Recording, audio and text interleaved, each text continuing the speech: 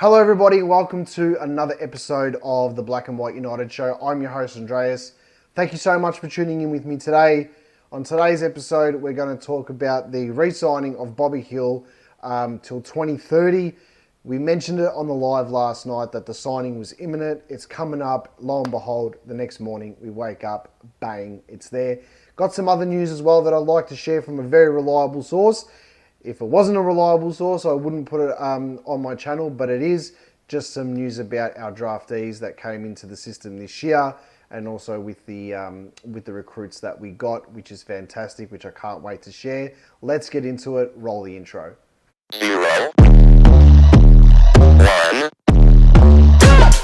Let's get started.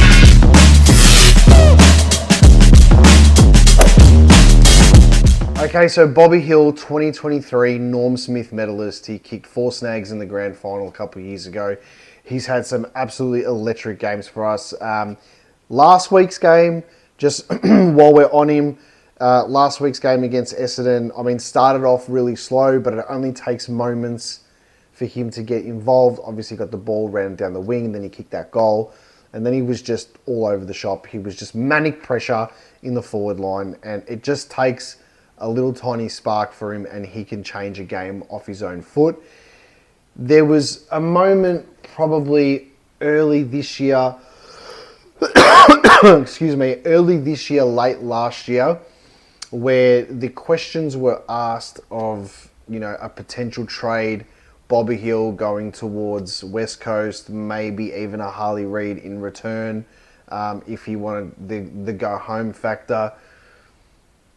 Questions are still being asked that right now of Darcy Cameron, and I think that Darcy Cameron will re-sign for Collingwood, and he'll probably re-sign within the next couple of weeks. Same with Braden Maynard, but with the Bobby Hill situation, I don't think it was more just like what ifs, like if he wants to go home, can we get this sort of in return? I don't really see a world where Bobby Hill was going to leave Collingwood. It was more or less just the club had to come to the party and say, right, this is what we're offering you. Now, has he had a slow start to the season? No. With Bobby, you're either going to get electric Bobby or you're going to get, I'm not going to do much and maybe kick a goal at an important time of the game Bobby. You need both those types of Bobby Hills in your team, preferably the one that every game causes havoc, kicks goals, takes screamers, whatever. His stocks have obviously gone up over the past 12 months, especially even in a season in 2024 where we didn't look that great and we still had moments throughout the year. We finished off the season relatively strong, but there was times even last year after he won the Norm Smith medal where he would turn it up, and there's a very big reliance on him, especially when the ball hits the deck. Now, Collingwood obviously have come to the party. They've given him the deal that he wanted. He said that, there was never really the go-home factor. He feels at home at Collingwood. His family feel at home here. And also, if you think about it, and this is leading up into the segue to the next part of it that I wanted to talk about, there was a documentary that was on Stan. They did it for 2 years. There was 2 sort of episodes on it and stuff. It was called Show Me the Money. It was on Stan, right? Now, the first one that they did was when Bobby Hill obviously wanted to be traded and move to Melbourne, and Collingwood and Essendon were obviously after him. I'm not going to go through the whole thing. If you haven't watched it, get on Stan and watch it. I'm pretty sure it's still up there. There's the one from that year and then the one the following year. But his journey that he's been on, wanting to leave GWS, obviously then he was diagnosed with cancer, and then he's obviously come back, been traded to a new club, and then won the Norm Smith medal. It's an amazing story for an AFL footballer to really get a good insight into his personal life, and then obviously we can see from the outside perspective what he does on the field and whatever the club obviously gives us back in return for their social media side of things as well. Nevertheless, he signed. He's had some amazing moments with us, even up until last week, the grand final. The game that really stands out for me the most from him was probably the first half of the qualifying final against Melbourne in 2023. I thought that was amazing. he had a really good game against GWS on Mother's Day in 2023. It was the first time he played against his old side. He was fantastic that day as well. Kicked a great goal on the boundary. But he's just done things throughout his time at Collingwood so far which warrants the contract extension regardless, and warrants obviously the pay rise that he's getting. It doesn't really matter how much the club's paying him. It doesn't really matter the terms. What matters is the fact that he wants to be part of this club. The club is building an amazing culture, and it's just good to see that we are able to retain players of his calibre and not really be challenged by another club or anything. So Bobby Hill is here till 2030. Thank you. Let's get on to the next part. So this morning I was talking to one of my close mates who was actually lucky enough to have a conversation with some Collingwood players over the last couple of days. And one of the people that he spoke to was Shane O'Brien. And the conversation was talking about obviously our NGA and father sons coming up, and the word that we got back in return is the club is doing everything possible to get every single NGA player and to get every single father son that's coming our way. That's the main focus of the club, and that's what they're going to endeavour to do over the next 12 months, is to make sure that we get everything that we want into the football club. There is a focus obviously also on experienced players and stuff like that, but that's the second part of it. The first part is obviously with all the NGA players. So, these guys have obviously been noticed a lot by the media at the moment, and this is what was said, is that they're being noticed because obviously they got links to Collingwood, and they just happen to be playing really good at the moment.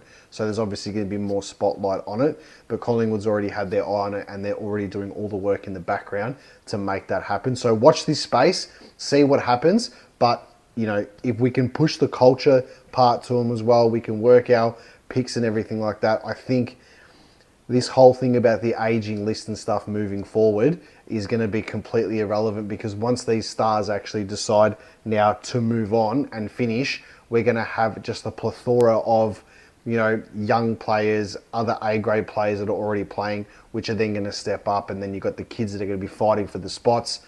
The future's actually looking really good. Hey everybody, thank you so much for tuning into my YouTube channel. Just a quick message out there. If you haven't already, could you please like and subscribe to my YouTube channel? It would mean the world. We're getting heaps of views. The traction's been really good. But we'd love to get the subscribers up. So if you haven't already, please hit the like button, subscribe, and you'll get your daily dose or your weekly dose of all things Collingwood for the fans, from the stands. Call it as you see it. And as always, guys, go the Pies. The question was asked about Harry Perryman, about Membry, and about Houston, about how the system works at Collingwood and how they're getting used to it. The response that we got from this was that towards the back half of the season, they'll get even more used to it, and you're going to see a massive lift from players like Perryman, Houston, and obviously Tim Membry. Obviously, if all goes well, very similar to the way that Schultz adapted from the start, where he was a bit rocky and stuff like that. But towards the end of the season, he really blossomed, and he actually got and he got his position. And then you can see how he's obviously playing this year before the hamstring injury, of course.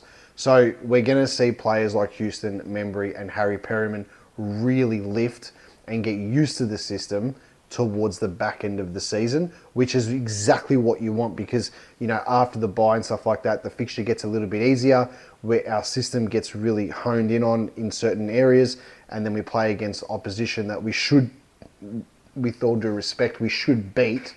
So my theory is that it's going to work really well leading into the final. So that's something really to be excited about. When the question was asked to Tim Membry how he's settling into Collingwood and stuff, the response was the way the forward line works and the way the delivery happens into the forward line makes it a lot easier for him to do his thing. So obviously the system for Membry is working. It's just a matter of obviously adjusting to it mentally, physically, and understanding what your role is. There was also a question asked directly to Ned Long, and his response was, the question that was asked to Ned Long was, how are you settling in? How are you finding your season going so far? And his response was, fly. And the coaching staff have given him the belief that he can be anything that he wants to be. And now he's pretty much been given that free rein to do what he needs to do in the midfield, which is fantastic because we've found a gem here, which he's going to be part, if the trend continues, he's going to be part of this football club for at least the next 10 years. And it's going to be great to see what he can do and how he can support the stars like a Nick Dacos, a Dan Houston, a Jordan De Goey for the time left he's got, and also for Steele and Pendles as well. So the question was asked about Will Hayes to see how he was going, and his main focus, he said, this year was obviously like learning the system as well, but putting on a bit of size in the twos and getting a lot of experience up. So personal opinion is he probably won't get a debut this season unless, like, obviously injuries happen and stuff, but just to have a solid year in the twos, do your AFL training and stuff, and then hit the preseason running for next season. And I think he could be almost a certain starter for next season when you got the likes of a Will Hoskin-Elliott and stuff who's coming towards the end that might not get a spot every week. You're going to see Hayes in there also.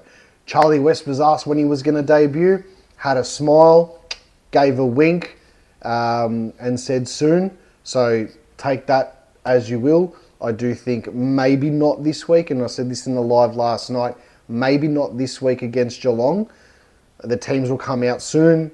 I'm sort of sensing potentially the Adelaide game, maybe not even against Freo over there because it's away, but debuting at the G against the Crows, I think could be something that is in line for Charlie West. But with that being said, we know what Collingwood can throw a spanner in the works. We know that we're not in the inner sanctum of everything to see what's happening, and Fly could then choose him this week. So it's going to be interesting to see the teams release this week. It's probably the most anticipated that we've had all season, but we'll see how we go. My tip is, though, Mason Cox still plays this week. We had a pretty awesome live on YouTube last night. Make sure you go back and check it out. We had a little bit of technical difficulties at the start, but we got there in the end, and it was fantastic to hear so many opinions from the fans and stuff, and to see, a lot of us are obviously on the same wavelength with the way things are panning out at the moment. Some have the lid off, some have the lid on. My lid is firmly on at the moment, but obviously we'll see what happens. The preview for the Geelong game will drop tomorrow. And make sure you check that out when it comes out. We have hoodies available. They're still here. We've got memberships available to the channel. Make sure you give it a like and subscribe.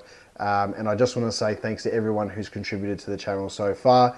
Drop a comment. Tell me what you think. Call it as you see it. And as always, go the Pies.